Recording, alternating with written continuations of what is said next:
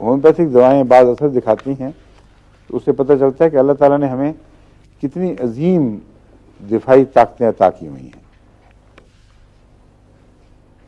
डॉक्टरों को अभी तक भी सब रिसर्च के बावजूद ये नहीं पता चल सका कि जिस्म के अंदर ये कितनी अजीम दिफाई ताकतें कैसे कैसे काम दिखाती हैं, और इसका जिस्म की केमिस्ट्री से बड़ा गहरा ताल्लुक है, जिसका मतलब यह है कि बाज पैगामात जिगर को मिलते होंगे कि फलां केमिकल्स की ज़रूरत है, वो पैदा करना शुरू कर दो।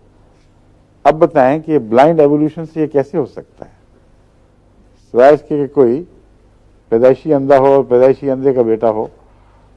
वो ये सोच भी नहीं सकता कि इतनी गहरी बातें पैदाइश इत्तफाकन लंबी एवोल्यूशन के जरिए खुद ब खुद सिस्टम बन के जिस्म में जा चुकी हों और ऐसी पुख्ता मौजूद हों जिनका इस्तेमाल कभी कभी होता है। रोजमर्रा की बात नहीं है कि जो ये मर गए जिनमें ये नहीं था, आस्ता आस्ता वो रह गए जिनमें ये बीमारी बात थी। ये जो बज़ाहिर साइंटिफिक एवोल्यूशनरी एक्सप्लेनेशन है, ये कुल्लियतन नाकाम हो जाती है जब आप इंसान के डिफेंस सिस्टम यानी दिफाई निज़ाम पर गौर करते हैं। तमाम स्पीशीज को ख़त्म हो जाना चाहिए था, लेकिन वो दिफा जो है वो बना है, रफ्ता रफ्ता डेवलप हुआ है और कायम रहा है, और शास के तौर पर इस्तेमाल होने वाली चीज़ें भी मौजूद हैं।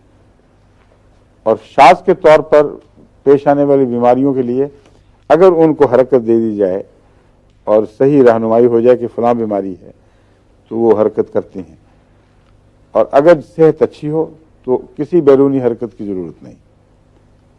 इंसानी जिस्म अज खुद उस दिफा की अहलियत रखता है।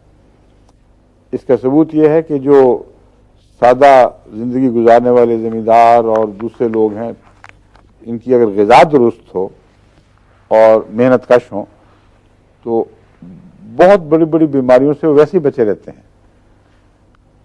इसका मतलब यह है कि हर वक्त जिस्म के अंदर एक दिफाई निज़ाम उनकी हिफाजत का सामान कर रहा था, वरना वही सांस वो भी लेते हैं जो दूसरे लेते हैं।